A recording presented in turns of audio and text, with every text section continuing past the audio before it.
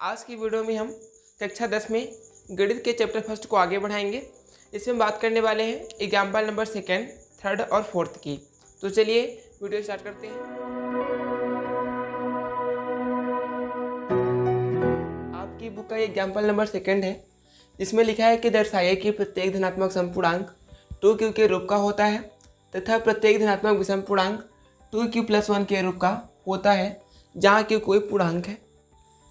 तो इससे पहले थोड़ी सी हम यूक्लिड विभाजन प्रमेयिका को रिपीट कर लेते हैं।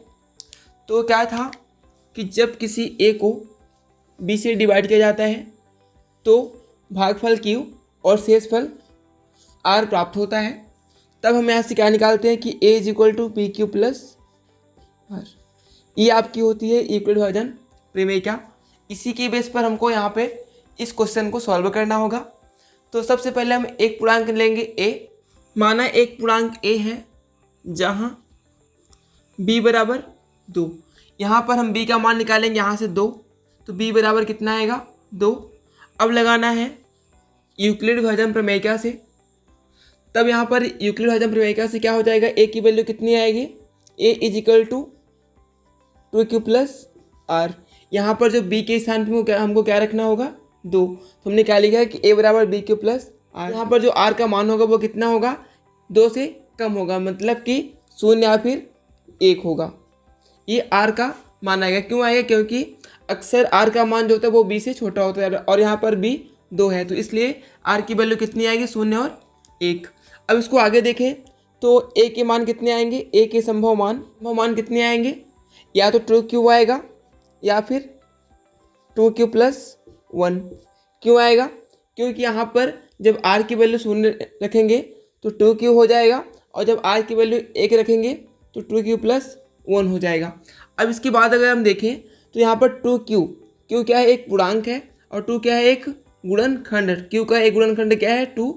तो इसलिए क्या हो जाएगा यहाँ पे, चूँकि q एक पूर्णांक है और 2 इसका एक गुणनखंड है, इसलिए 2q एक धनात्मक समपूर्णांक होगा। अब जब 2q एक धनात्मक समपूर्णांक है तो 2q+1 क्या हो जाएगा, धनात्मक विषम पूर्णांक।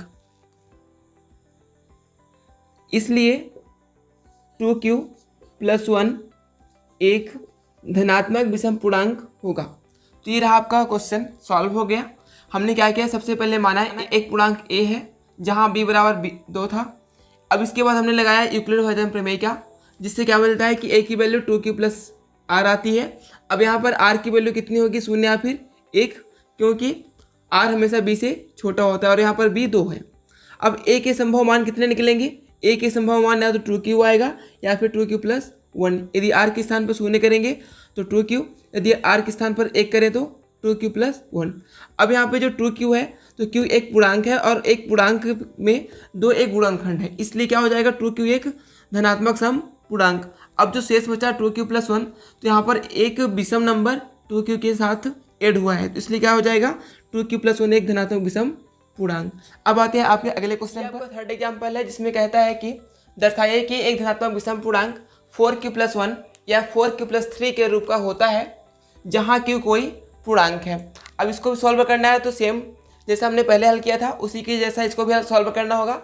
तो सबसे पहले माना एक धनात्मक विषम पूर्णांक a है जहाँ b बराबर 4। यहाँ से 4 निकालेंगे, 4 यहाँ पे है और यहाँ पे है, तो b की वैल्यू 4 दिया हुआ है क्वेश्चन पे ही, तो b की वैल्यू हमने रखा 4। अब यहाँ लगाएंगे यूक्लिड विभाजन प्रमेयिका। यूक्लिड विभाजन प्रमेयिका से a = 4q+r। यहाँ पर b की वैल्यू 4 आ गई, बस बाकी पूरा यूक्लिड विभाजन प्रमेयिका ही है, a बराबर 4q+r। अब यहाँ पर जो r की वैल्यू आएगी वो कितनी आएगी, 4 से कम, मीन्स 0, 1, 2 या फिर 3, ये आएगी r की वैल्यू। अब a के मान निकालने तो एक संभावित मान कितने आएंगे, 4q+1,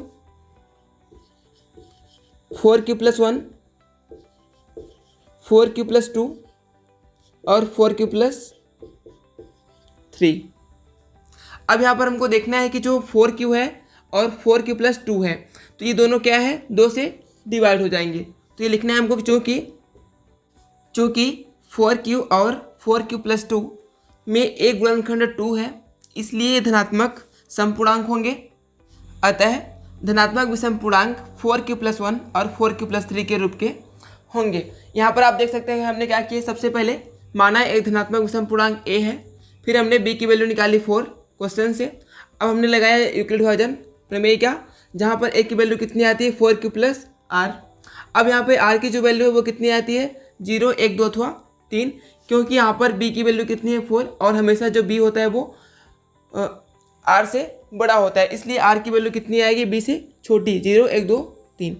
फिर हमने a के मान निकाले, तो a के मान कितने आते हैं, या तो 4q, जब r की वैल्यू 0 है तो 4q, r की वैल्यू 1 तो 4q+1, r की वैल्यू 2 तो 4q+2 और r की वैल्यू 3 आई तो 4q+3।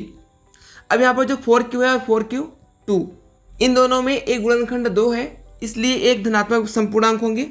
और जब ये दोनों तो क्या है धनात्मक समपूर्णांक, तो 4q+1 और 4q+3 ये क्या हो जाएंगे धनात्मक विषम पूर्णांक। तो ये भी क्वेश्चन आपका सॉल्व हो गया। अब आते हैं अगले क्वेश्चन पर। ये आपका चौथा एग्जाम्पल है, जिसमें कहा गया है कि एक मिठाई विक्रेता के पास 420 काजू की बर्फियाँ और 130 बादाम की बर्फियाँ हैं।